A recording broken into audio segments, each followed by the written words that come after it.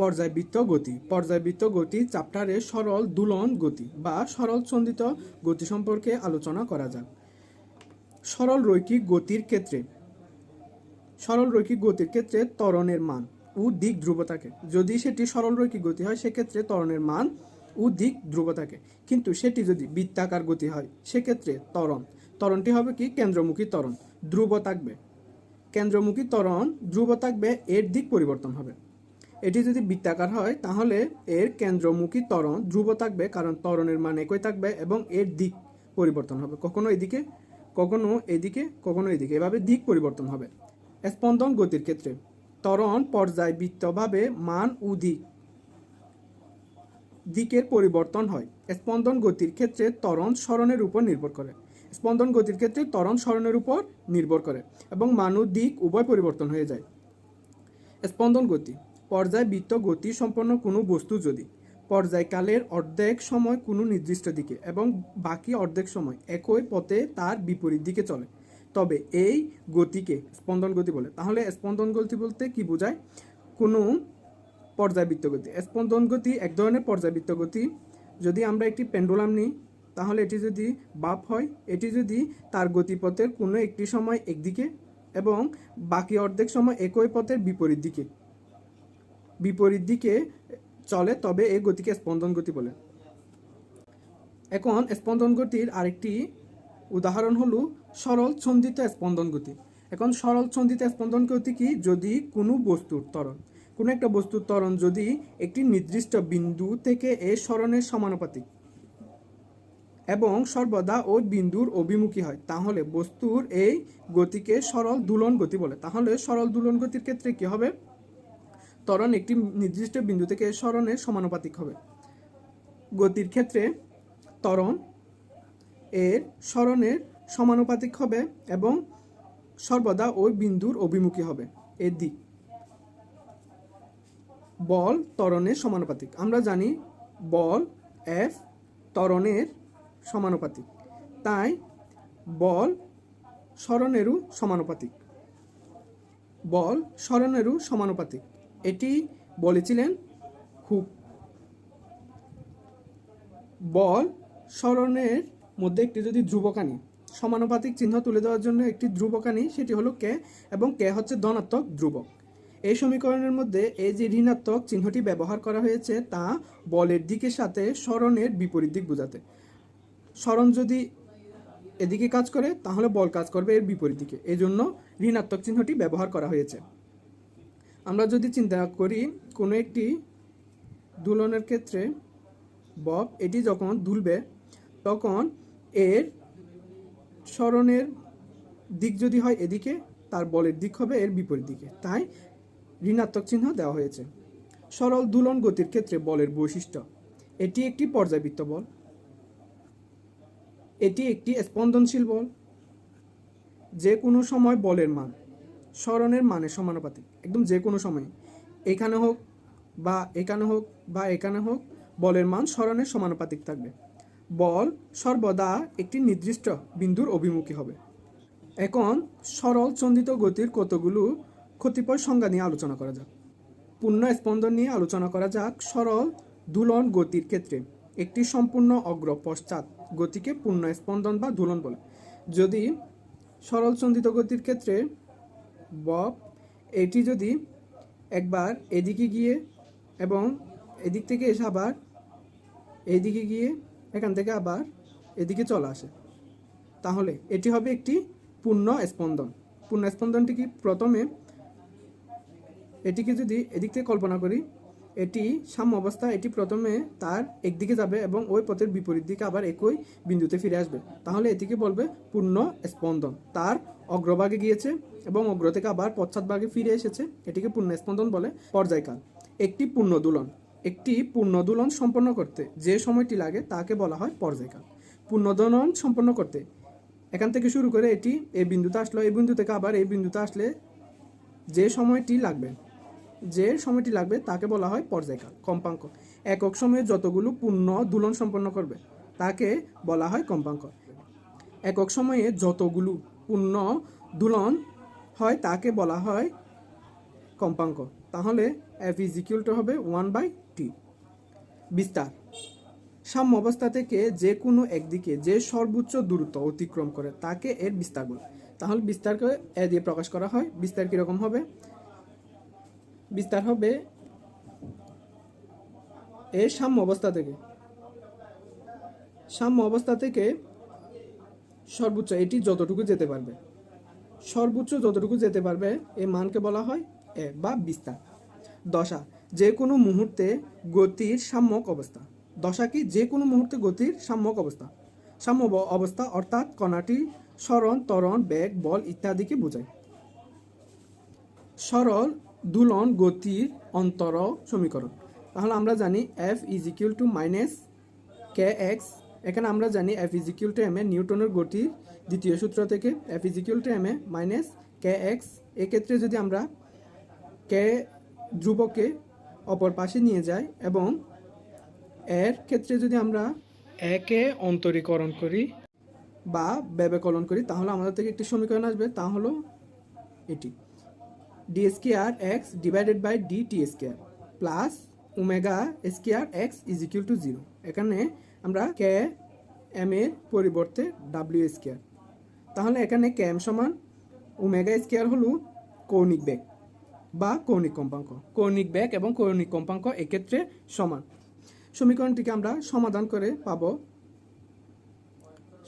পাবো x is equal to A sine W T plus delta. সমীকরণটি যদি আদি দশা ডেল্টা ইজ ইকুয়াল টু 0 হয়, সেক্ষেত্রে x is equal to A sine W t. এটি কখন? গতির শুরু সাম্য অবস্থা থেকে। এই সাম্য অবস্থা থেকে যদি শুরু হয় সেক্ষেত্রে এই সমীকরণটি। এরপর x is equal to A cos W টি কখন হবে? যখন আদি দশা ল্যাম্বডা বাই 2 হবে। যখন আদি দশা কি হবে? ল্যাম্বডা বাই 2 হবে বা কোনো একটি বিস্তার থেকে শুরু হবে, সেক্ষেত্রে এটি হবে x is equal to A cos W টি কখন হবে? গতি শুরু যদি বিস্তার অবস্থা থেকে হয়। বিস্তার অবস্থা থেকে গতি শুরু বিস্তার অবস্থা থেকে হলে সমীকরণ এটি হবে। কসকে আমরা সাইনে রূপান্তর করতে পারি, তাহলে তখন সমীকরণ হবে A sine W T plus lambda by 2। তখন দশা হলো আদি দশা হবে ল্যাম্বডা বাই 2। গতির শুরু যে কোনো অবস্থা থেকে হলে সমীকরণ হবে x is equal to A sine W T plus delta. উদাহরণে আসা যাক, দুটি স্পন্দনরত কণার সরণ যদি X is equal to A sine omega T এবং এ কস ওমেগা টি হয়, এদের দশা পার্থক্য কত? দশা পার্থক্য কত হবে? আমরা জানি এখানে আদি দশা হবে 0, এবং এক্ষেত্রে কসকে যদি সাইনে রূপান্তর করি তাহলে আসবে ল্যাম্বডা বাই 2 এবং আদি দশা হবে ল্যাম্বডা বাই 2। দশা পার্থক্য হবে ল্যাম্বডা বাই 2 মাইনাস 0 সমান হচ্ছে ল্যাম্বডা বাই 2।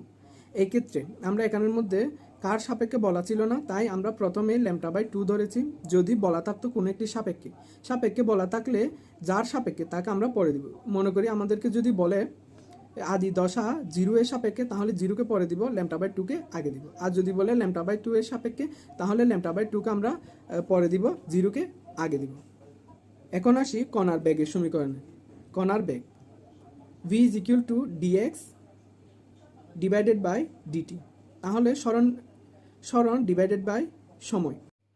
v কে অন্তরীকরণ করলে আমরা পাবো এ ওমেগা কস ওমেগা টি। এটি আমাদের অঙ্কের ক্ষেত্রে প্রযোজ্য হয় না, কিন্তু এমসিকিউর জন্য কাজে লাগে। তাই এমসিকিউতে অনেক ক্ষেত্রে এই সমীকরণটি এসে যায়, এর জন্য এই সমীকরণটি এখানে লেখা হয়েছে। এই সমীকরণটি থেকে নিচের সমীকরণটি পাওয়া যায়, যা হলো omega root a square minus x square. এখন দেখিনি বেগের মান সর্বোচ্চ কখন হবে। বেগের মান সর্বোচ্চ হবে যখন সাম্য অবস্থায় থাকবে, এক্স ইজ ইকুয়াল টু 0 হবে, v is equal to omega root a square minus 0, কারণ এখানে এক্স এর মান 0 বসানো হয়েছে। সুতরাং আমরা পাই ওমেগা এ।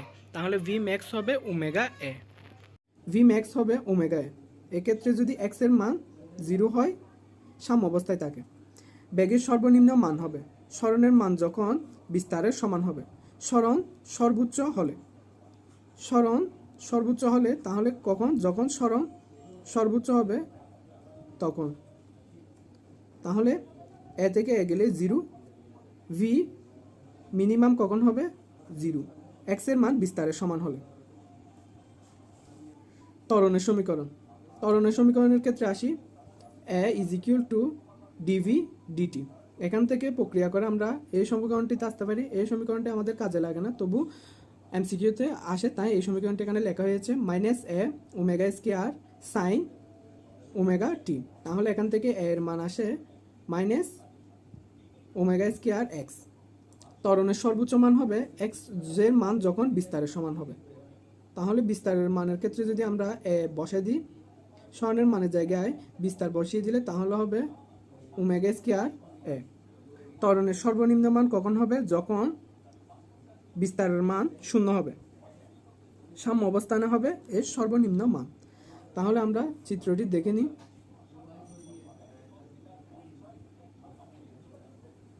সর্বোচ্চ বিস্তার যদি এ, আর এর সরণ হচ্ছে এক্স, যে কোনো টাইমে এক্স এর মান যখন 0, তখন বেগের মান সর্বোচ্চ, এবং এক্স এর মান যখন বিস্তারের সমান তখন বেগ মিনিমাম। আর এক্স এর মান যখন 0 বা সাম্য অবস্থায় তখন ত্বরণ মিনিমাম, এবং যখন এক্স এর মান সর্বোচ্চ বা বিস্তারের সমান তখন এ ম্যাক্সিমাম হবে। সরল সন্ধিত গতির কতগুলো কতিপয় জিনিস নিয়ে আলোচনা করি। পর্যায়কাল। আমরা জানি পর্যায়কাল ইজ ইকুয়াল টু টি। পর্যায়কাল কাকে বলে? কোনো একটি সরল সন্ধিত গতি একটি পূর্ণ তরঙ্গ সম্পন্ন করতে যে সময় লাগে তাকে পর্যায়কাল বলে। পর্যায়কাল ইজ ইকুয়াল টু হচ্ছে 2 পাই ডিভাইডেড বাই ওমেগা, সমান হচ্ছে টি ইজ ইকুয়াল টু, আমরা এই জায়গায় যদি ওমেগা এর মান বসাই কে ডিভাইডেড বাই এম, তাহলে আমরা পাবো 2 pi root over M divided by K. এক্ষেত্রে টি সমানুপাতিক হবে বল ধ্রুবকের বর্গের ব্যস্তানুপাতিক। তাহলে কম্পাঙ্ক আমরা জানি একক সময়ে যতগুলো পূর্ণ তরঙ্গ সম্পন্ন করে। তাহলে পর্যায়কাল 1/t ডাব্লিউ ডিভাইড বাই 2 পাই। এক্ষেত্রে যদি আমরা ওমেগা এর মান বসিয়ে দিই তাহলে 1/2 পাই কে ডিভাইডেড বাই এম। কৌণিক কম্পাঙ্ক এবং কৌণিক বেগ এর ক্ষেত্রে সরল সন্ধিত গতির সময় কোনো পার্থক্য নেই। W is equal to 2 pi divide by T. 2 pi সমান হচ্ছে এফ, 1/t সমান হচ্ছে এফ, সমান হবে root over K divided by M. একক হবে রেডিয়ান সেকেন্ড ইনভার্স 1 বা টি ইনভার্স 1। সরল সন্ধিত গতির দশা omega t plus del. Omega t plus del গতির দশা, এটি হলো গতির দশা। এখানে আর ডেল হলো দশা ধ্রুবক। ডেলের মান যখন 0 হবে তখন সমীকরণ হবে x is equal to A sine omega T. এটি হলো যখন সাম্য অবস্থায় থাকে। গতির শুরুর সময় টি ইজ ইকুয়াল টু 0 হলে এক্স ইজ ইকুয়াল টু 0 হবে। আমরা যদি টি এর মান এখানে 0 বসিয়ে দিই, টি এর মান 0 বসিয়ে দিই, তাহলে 0, টি এর মান যদি 0 বসিয়ে দিই, x is equal to A sine 0 degree, তাহলে হবে x is equal to sine 0 degree সমান হচ্ছে 0। তাহলে পুরোটা 0 হয়ে যাবে, এক্স এর মান আসবে 0। এখন যদি আমরা ডেল্টা এর মান π/2 বসাই, সেক্ষেত্রে সাইন π/2 এটি সাইন π/2 প্লাস ওমেগা টি, তাহলে এ কস হয়ে যাবে। 90 ডিগ্রি কোয়াড্রেট অনুসারে যদি প্লাস মাইনাস হয় তাহলে সাইন কজে পরিণত হয়। এক্ষেত্রে যদি আমরা সময় বা টি এর মান 0 বসাই তাহলে হবে কি x is equal to A cos W টি। এখানে যদি টি এর মান যদি 0 বসাই এ কস 0, এ কস 0 সমান হচ্ছে 1।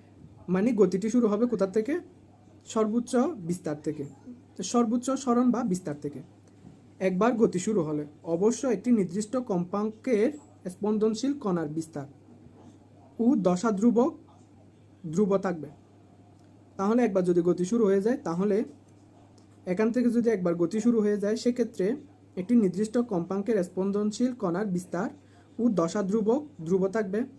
এটির ব্যতিক্রম তখনই হবে যখন এর মধ্যে অন্য কোনো বল ক্রিয়া করলে, অন্য কোনো বল যদি এখানের মধ্যে ক্রিয়া করে সেক্ষেত্রে এর মধ্যে কম্পাঙ্কের স্পন্দনশীল বিস্তার ও দশা ধ্রুবক উৎপন্ন হবে না।